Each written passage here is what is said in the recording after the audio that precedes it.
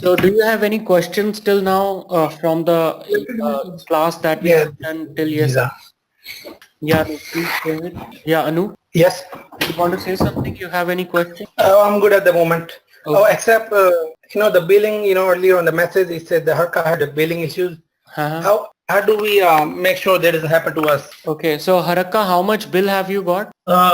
Let me see. They didn't charge me yet, but so what I check my bill, it gives me like $124 right now. So what all services, if you can bifurcate, like what have they charged you for? EC2 they have charged you for? No, I think this is for RDS. RDS, right? So you can go into RDS right now and delete the instance that you have created. Just shut it down. I think I don't have any. Probably it might be in a different region than what you are currently in. It can be North Virginia or Mumbai or Singapore. Another thing, whenever we do the things, the practice after the video, we're supposed to delete every time, correct? Yeah, that's right. Okay. Okay, I've been doing that. Mhm. Do they increase the bill if we just leave it like a login if we close the window without logged out? No, it's not like that. Unless and until you are not using any resources, Hmm.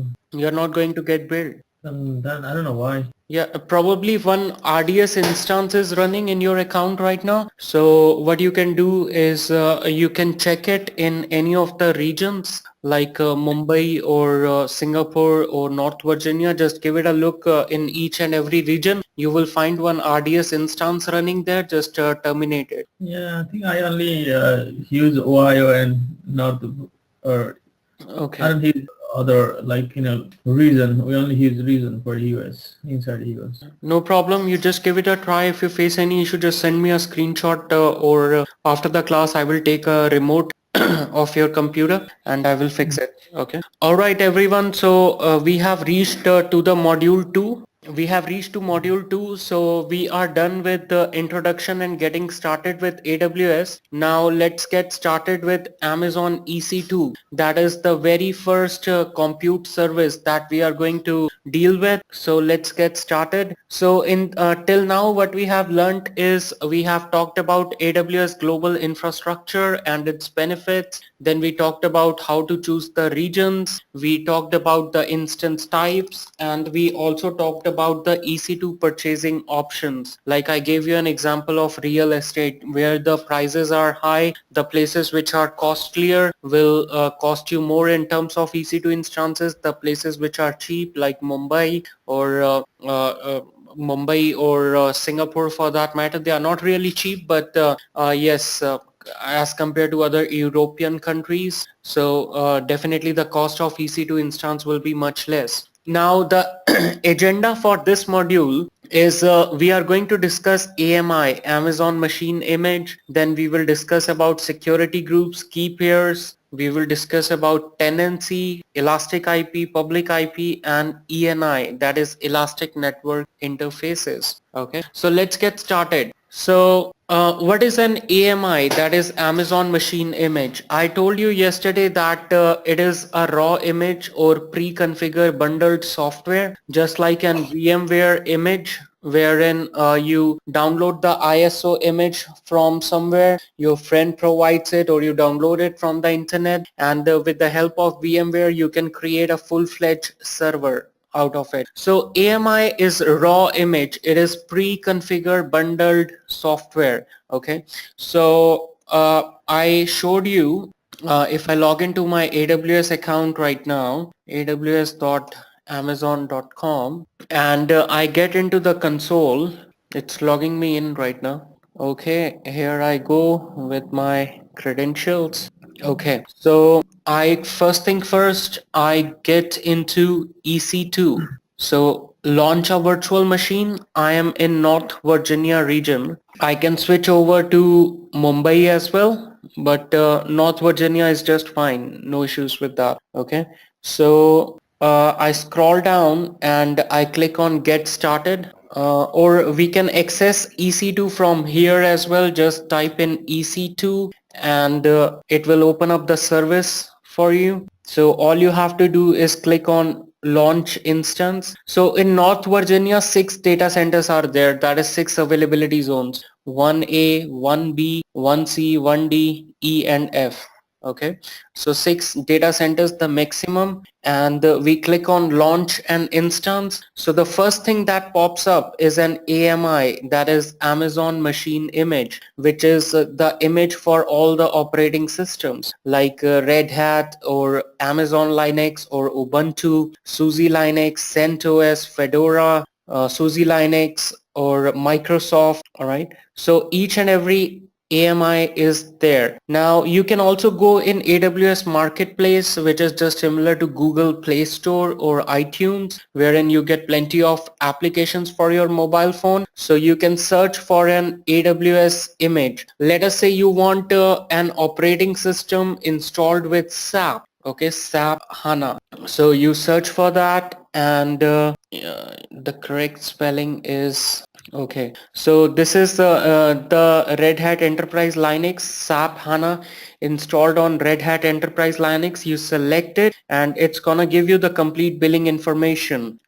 So the cheapest is something like R4 large, which gonna cost you $0, $0.193 per hour. Okay, and all right, it's gonna cost you $0.193 per hour, and so it's not free. T2.micro is not there, only R4.large. Okay, then my AMIs, let us say you are a developer, you have created your own image, and you can provide it for the use at later stages. So I will show you how to create an AMI. Then in community AMIs, you can choose specific to CentOS or Amazon Linux. Okay, so depending on the operating system, you can choose the right AMI for you. All right, so right now I will go in quick start, and these all AMIs are there. I choose the option free tier only. That means it's gonna show up only the operating systems which are available free of cost. Yesterday we took an example of Microsoft Windows Server 2016 R2 base, which is the latest operating system from Microsoft. We went with this one. So today I want to spin up Ubuntu, a machine with Ubuntu server, that is Linux platform. So I will go with Ubuntu 14.04. All right, so I just scroll down, and Ubuntu server 14.04 I selected, and I will go with T2.micro because that's free tier eligible, and T2.nano is not, T2.small is not, only T2.micro, which comes with a basic configuration of one virtual CPU, 1 GB of memory. Okay, so I'm good with that. And in the next step, it's asking me to configure the instance, number of instances I want. At this point of time, I'm good with one server. Okay, so I'm good with one server right now, and the VPC is virtual private cloud that behaves like a private data center of your own. So I will go with the default VPC. We will have a detailed discussion on what exactly the default VPC is. Then subnet is the I'm sorry, subnet is the availability zone. So I can host, there are 6 data centers in North Virginia. I can host my EC2 instance in any of the data center. I will go with 1A, and I will keep the public IP auto assignation to enabled. IAM role will be none. Shutdown behavior to stop. I can keep it to terminate, but then I will not be able to stop the instance, which is not a wise decision. Then I will keep it unchecked, protect against accidental termination, because I want to terminate the instance. If I check it, I would not be able to terminate the instance. CloudWatch is basic monitoring. I get free of cost. That happens after every 5 minutes. But if I want to go with the detailed monitoring, which is after every 1 minute, that is chargeable. So if I check it, I keep inculcating some charge which I do not want. So I will uncheck it as of now. Tenancy. So what is tenancy? I will keep it to shared. If I keep it to dedicated, I will be charged. So what is shared? Like in the Amazon data center, there is one huge machine which is being shared among many users. All right. So I'm gonna get a pie out of it rather than the whole machine being dedicated to me individually. So I will keep it shared. All right. Now I click on next step, and it's giving, if you remember, yesterday I got 30 gigabyte of space in Windows, which is quite enough, but with Linux we get only 8 gigabyte. So remaining 22 gigabytes we can add on our own from adding the extra volumes. And when we discuss about EBS in storage services, we will talk about general purpose SSD. That's free. If I choose provisioned IOPS, there is a charge attached to it. So I will go with general purpose SSD and I say next. So tagging, what is tag? Like in the real world environment, you spin up hundreds and thousands of machines. So it becomes very difficult. It becomes very difficult to manage them. So just to manage them better, we are gonna give them a name.